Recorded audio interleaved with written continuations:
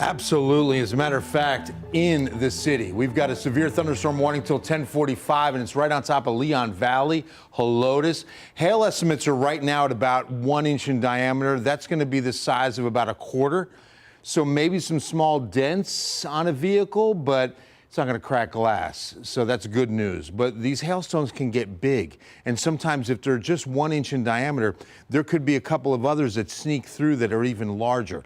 So it's very important that you do protect your car. Let's get right to the radar. And I want to start there with this cell that I'm tracking east at about 40 miles per hour. So let's start at the very beginning, and I'll show you what we've got out there right now. Again, this cell was one I was watching from about Uvalde. That's where it really started powering up and moving east down Highway 90 and then right into the San Antonio area. And I'll tell you what, the computer models did a phenomenal job on this cell. If you're with me at 6 o'clock, and you could even go to Ken's 5 Plus, I just realized it's going to live there until 6 o'clock tomorrow. And you can see that the model put this cell right here at again, 5 this afternoon. It had it right on top of this area at this time, which that is phenomenal when it comes to the exact time, exact size, and exact spot. That is really amazing stuff. So, good computer model forecasting. All right, so the polygon, and this is the area of concern. Respect the polygon. If you're inside this, which is going to be far west San Antonio, into Leon Valley, into just about barely Helotes, you're under a severe thunderstorm warning till 10:45. Now, the height on this storm, this is something we watch very, very closely because remember, the taller the storm, the colder the air it's tapping into. Because hailstones are going through this storm almost like the balls on that lottery that we love to play, right? They're just bouncing around, and the updraft is sending them back up to the top where they collect more ice and get larger in size.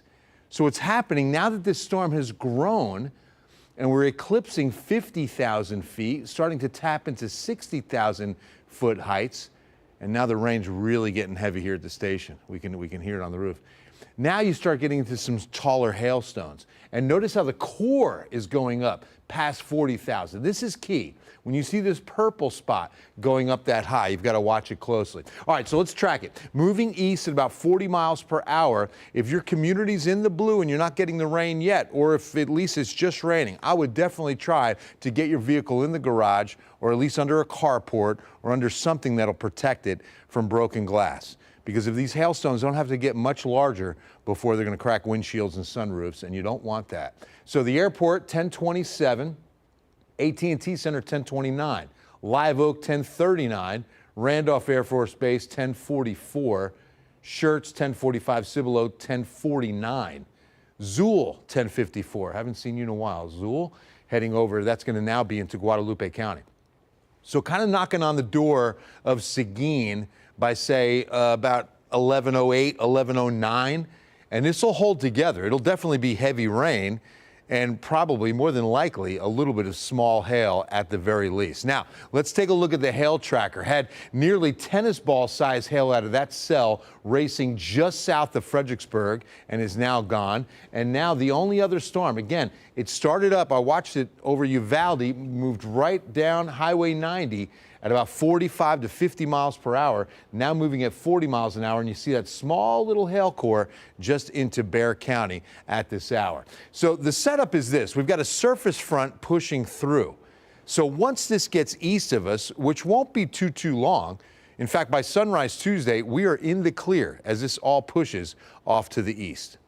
All right, outside right now, we've got temperatures, I would say, comfortable. We're right at 76 with a thunderstorm. Northwest winds now at 23 miles per hour. Dew point from 70 now down to about 60. Here we are outside here at Ken's 5. Look at the winds.